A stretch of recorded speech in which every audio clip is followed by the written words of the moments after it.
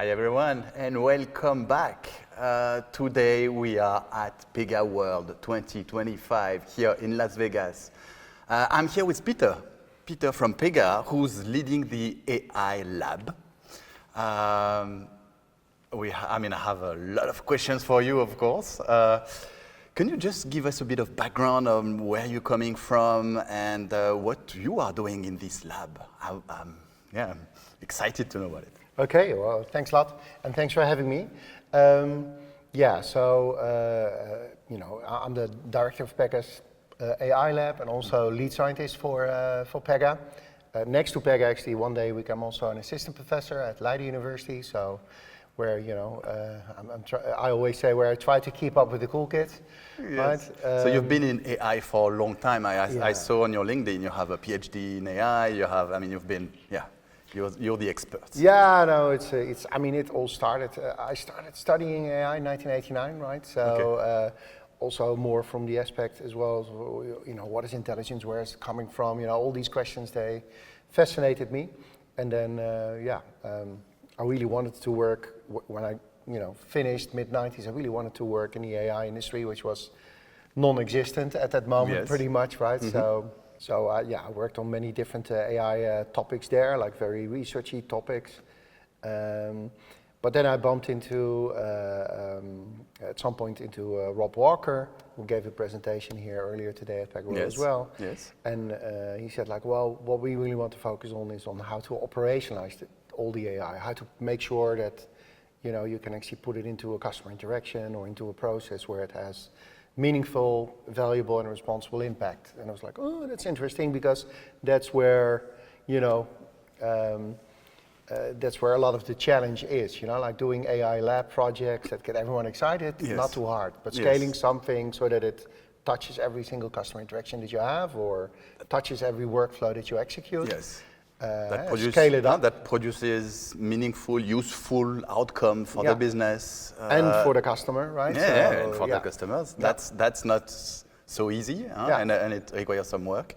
Yeah. So you've been working on that. Exactly. So that's where I'm coming from a little bit. And of course, with my job title, the idea is that I really focus on AI innovation. So how can our clients use AI innovation? But also, I always joke a little bit and say, we should not eat our own dog food, but drink our own champagne. So how at Pega, we can actually enhance our go-to-markets, but also enhance our products, or have completely new products or go-to-markets around different forms of AI. Okay, excellent. So we've talked about, in this event at PegaWorld and more broadly about Pega, what Pega has been doing is a lot about automation, workflows, orchestration of steps within companies, and automation and also connection with people. How does your work fit into that? Exactly. Yeah, absolutely. Yeah. So Pega is a platform for automation and AI, right? Yes. So, and decision making. And decision making. Exactly. The automation and decision making. Yeah. So I pretty much focus on the AI part, but I take AI kind of very broadly in that sense, right? Mm-hmm. So it could mean using things like process mining to understand your workflows and your processes. Where are the bottlenecks? Yes. Are there any compliance issues, for example? It could mean making automated decisions, right? Mm-hmm. So let's say you have an insurance claim. Is this something we can deal with automatically, or who needs to work on this, or are there any potential fraud or claims leakage issues, or what is the likely outcome of this claim? So that's more automated decisioning. And to do automated decisioning, you need to have machine learning, predictive analytics, you need to have NLP, but you also need to be able to build all kinds of rules on top of that to really turn these predictions you're the man behind all this, all the magic that we have today in the Pega solutions. You've built them, and and that's then many other people as well, but yes. You've led them, and so it means you have what you think and your vision is clearly embedded into all this. Yeah. Can you talk about that. What are you excited by currently, and what is your vision to go for the future? So in terms of vision, ultimately, we talk a lot about the autonomous enterprise. Yes. Like if we can have autonomous systems like self-driving cars that sense, decide, and act and learn, why can't we have these autonomous enterprises as well? Yeah. And that's where both AI and automation plug in, right? So on the AI side, I gave some examples which were maybe more left brain AI inspired, process mining, real-time decisioning, machine learning, NLP, but it's also the right brain type of AI, generative AI, our creative brain. Yes. And of course, things work best if the left brain and the right brain are working together. Yes. Yeah. And also if we can take that intelligence but actually connect it to action. Yeah. So otherwise you are very smart but powerless. So that's the idea that we have left brain and right brain working together to kind of sense and decide, and then link that to action, to take the action, but very importantly also to capture the outcome. Did we do the right thing? And then feed that back into the brain, right? So that's the overall, let's say, vision of the autonomous enterprise and how AI and automation work together. And of course, when people hear AI nowadays, they all think like, just ChatGPT and generative AI. But we also have these other forms of AI, the left brain AI. Exactly, that is maybe more deterministic or more. So I really love it. I mean, I have a similar framework that I call the SPAR framework. Okay. That is sense, for S for sense, P for plan, in the sense of processing as well the information and preparing the decision. A for action, and R for reflect, it meaning learning from those actions and the outcome of those actions and bringing it back as an input for the next reasoning part. Exactly, the sense decide act loop for. Yes, exactly. Like I gave a funny example yesterday. I said like when I had my breakout, I was giving some examples of the generative AI that gets us really excited, creating funny videos with Google VO3 or whatever it is. And it's pretty amazing what these AI systems can do. You just give them a prompt and out comes your video of a koala surfing the waves or whatever. But in similar vein, where these AI systems are still lacking, is there very much these kind of couch potatoes. We need to feed them millions of hours of videos, and then they might learn to do their task. But then also, I say couch potatoes. They're kind of because they're watching these millions of hours of videos to get that intelligence. But after that as well, they're very passive. They're just sitting there. We send them a prompt. We get an answer, right? And to really get to the autonomous enterprise, maybe we need to revive some older ideas from AI as well that take a completely different approach. So the more cybernetic framework, Norbert Wiener, I gave that as an example, who in 1949 have this wonderful picture where he's sitting there with his self-driving car. And obviously that brain back then could only be a very simple brain, but it was a situated system. It was a car that could sense, and it had to take decisions to react immediately in the moment and to respond again, right? So we need systems that are very much more situated in this dynamically changing environment, being able to get their own data and to determine what's important now, and then turn it into plans, turn it into responses, turn it into decisions, and to be able to learn from that. I think that also explains, for many people, this whole idea about agentic AI seems to be kind of falling out of the air, coming out of nowhere. Yes. But it actually fits in this evolution from more, let's say, passive AI services to AIs that start to gain a bit more agency, right? Yeah. Yes. And another key point is those videos and that we can create, or even text that we can create. It will not always be the same. For the same prompt, you will not get the same thing. And while it can be useful in marketing when you want to chat with some customers, for example, these kind of variants, as long as they don't go too far, are okay. But when it is about finance or about your ethics or about your any security checks or whatever, you don't want any variants. You want everything to be exactly the same. Any income should give exactly the same outcome.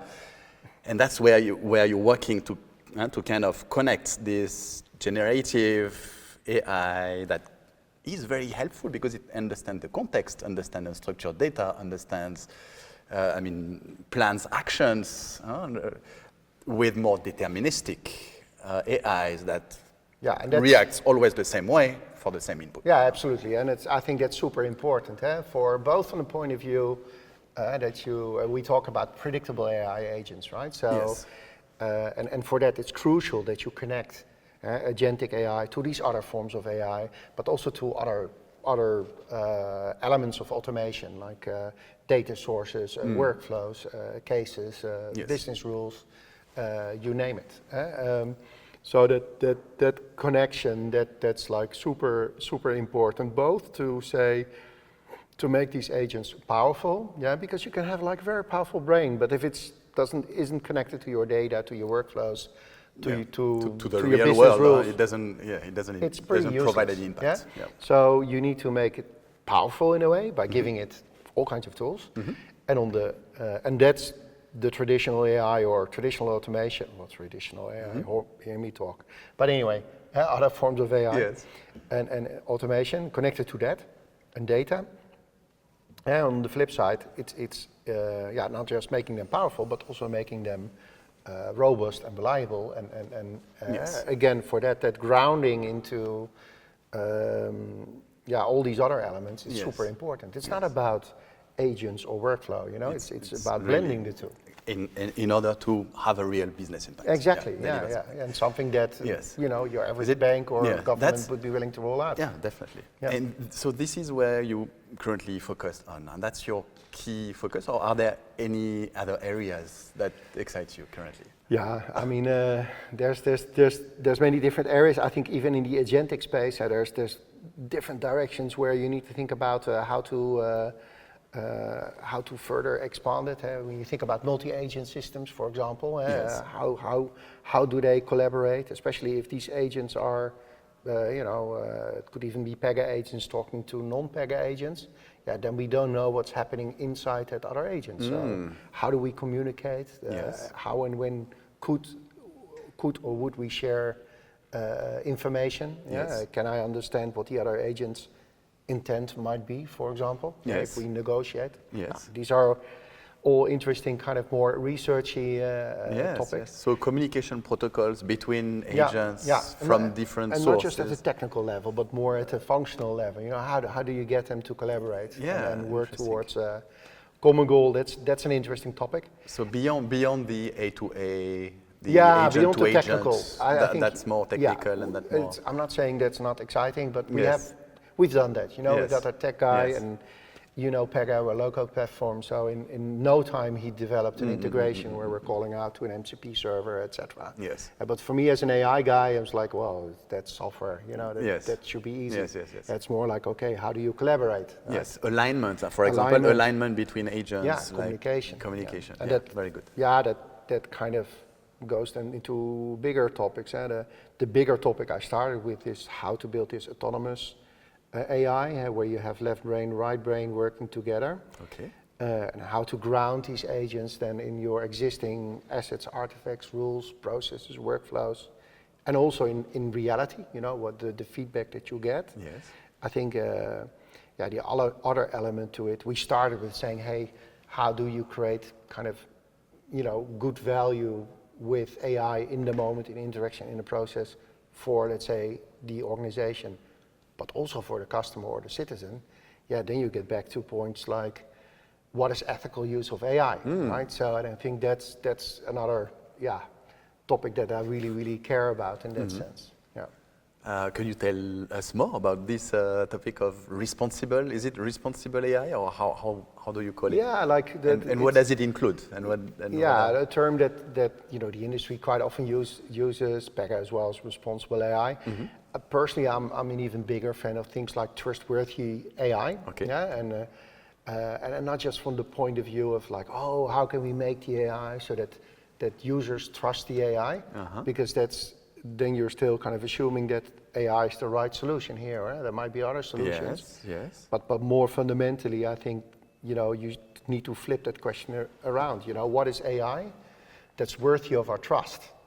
Yeah. So It's a slight different angle on the word of trustworthy AI, right? And it really gives both ways.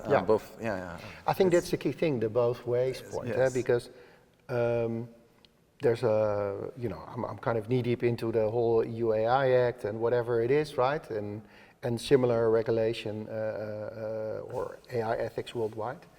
And it's all about accountability and privacy and transparency and all those principles, which are important. But I think for me the higher level principle is don't do to others what you don't want to have done to yourself, right? So what is the objective of your AI system and who's serving it? It should be, I'm fine if my bank is using AI. It is actually using AI at a grand scale. Yes. And I'm happy they do so because they do so in a way that it's in my best interest, right? So they make sure that criminals are not plundering my account. This is Rabobank. They use a lot of Gen AI in financial economic crime department. But they're also using it in marketing to really think about, what is the most relevant thing to talk to Peter about when I open up my mobile app, and not just what's important for Rabobank, but really, what would help Peter, in this very moment. So if you have the top level right, you're serving not just the company, but also the customer. Yes.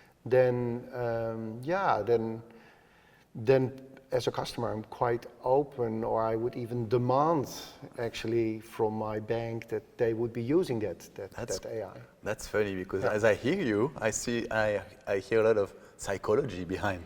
So we are talking about artificial intelligence, but the aspect of psychology and connection with humans that are critical. Let's face it, we are companies, we're a humanizing company.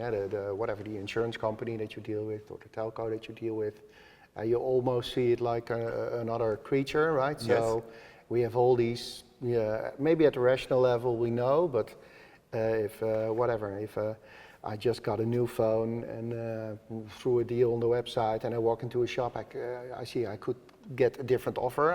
I'm Dutch. I'm pissed off. So why? You could understand that this is a complex organization. Rationally, I do, but it doesn't gel with the expectations, the moral expectations I have. And then I stop having that rational discussion and say, well, I hate you, Telco X. Then I start to humanize them. And we're constantly doing that. We're doing that with other humans, fortunately. We anthropomorphize everything because this picture of ourselves we reflect it everywhere. With Tesla's, our bank, our telco, company, whatever. Very interesting. Very interesting. What else are you excited by currently, and what is your vision of this work that you're leading for the future? I think this, the agentic side, that's interesting because you're really, that's of course what everyone is excited about today, but it's also, it fits well on this idea of the autonomous enterprise. But there we can, I do think it's also interesting to indeed think about these 1940s ideas of a cybernetic system, because that's not, there's still a lot of work to do there, like agentic systems. By default, they don't learn, because these are LLMs, they are kind of hard-baked, you don't even own them, you call out to a third party. So how could you give them a memory? Give them a memory, and how could you let these systems also learn and adapt? That's kind of an interesting question that. Definitely, and the memory aspect of agents today is, in my view, the capability that is the less worked, the most underworked currently, but there is a huge amount of benefits or impact to get from that. Absolutely, and I think that's where you see, of course, I'm slightly biased, of course, but that's why I do think that we have a great platform to do all of these things, and not because we were so visionary that we knew what was coming, even though we do have this vision for a while already. But let's face it, we built this platform first for straight-through workflows, and then for orchestration of people doing work and workflows, and then maybe for real-time decisioning. So we constantly worked on this platform to make sure that, all these actions that are being taken, that we also audit them, that we track them for ethical purposes or compliance, but also that we can make sure that all the right tools are available, or that we, for instance, have this in terms of memory, that you always have, let's say it's an insurance claim, that we have an idea of state, like what is, we have the concept of a case, and that actually is now, in agentic terms, our memory, for example. It could be our memory. So if I understand well, you're collecting every action, every decisions made by those agents. Collecting it not only to, you can improve those agents thanks to this, but also to create a memory of. And we were doing that anyway. That's my point. Like a pre-agentic AI, we were doing that for workflow, for people, whatnot. So in that sense, we have the perfect environment that we have, for free in a way that already exists to orchestrate. And when you collect all this data, you can also perform, audit trails and observability. So basically identifying if the agent did everything it was supposed to do and the right way. Mostly we already have that. Because we need to do that for humans. We need to do that for straight-through processes. Anyway, we need to do that for robotics. Anyway. But I agree with you that for the time being, for decision making in businesses, in companies, we are not doing it. People make decisions, or even systems make decisions, but we don't collect these decisions or rarely collect them. And when I say collect the history of decision, it means the detail of this decision from the expected outcome and the final outcome and. But that's the the beauty is really about collecting it and learning from it so that we can improve decision making. And if I would be a random cool AI startup, I would have to build all of that. And for us, we are already doing it because if you would be using like pre-AI, whatever, if you would be going through a loan approval process in Pega, we have all the stages, the steps, the outcomes. Anyone who's interacting with that system, be it a user or some bot or whatever, we would be tracking. Everything. So we do have that environment actually that does all of that, right? So, and to close the loop so they can feed it back to the brain, whatever. So, yes, and some forgetting mechanisms as well. Huh? The same as we humans don't remember everything, otherwise we would be overwhelmed by information, and so we forget some things. So we need also to include that into those. That's some of the left brain capabilities we have around AI. We have something called adaptive learning. These systems predict likely outcomes of if you take certain actions, is this successful or not? When you make an offer, will it be accepted, yes or no? Or if I decide to route work to a particular team, will they be able to resolve it on time, yes or no? And these are models that are constantly learning, constantly adjusting. So there's also an element of not just learning new things, but being able to forget old things as well. Yes. Wow, that's. We could discuss about this for hours because I think that is the future of where we are going with AI, an AI that is more personalized, that learns. That we need less time to implement because it learns by itself, by trial and error, and that's really the future, I believe. And you're very lucky, Peter. You have, I think, the most exciting, at least a very exciting job. I'm very happy with that. Yeah, exactly. And it's also nice to see that these ideas that it has meaningful impact, right? So if you see at the speed at which it actually ends up in our products, or at the speed at which our clients adopt it here, like sitting here at a conference and I'm seeing proud clients present what they're doing with Agentic AI or with their RAG-based system based on Knowledge Buddy. I just came from this session from Rabobank. That makes me super proud. Excellent. Thank you so much, Peter. That was really interesting. And any word for the end? No, I would say stay curious and get hands-on. That's my Excellent. my message for getting more into AI, but in general, it's a Yes, good I motto. think that's very important. Thank you, Peter. See you soon.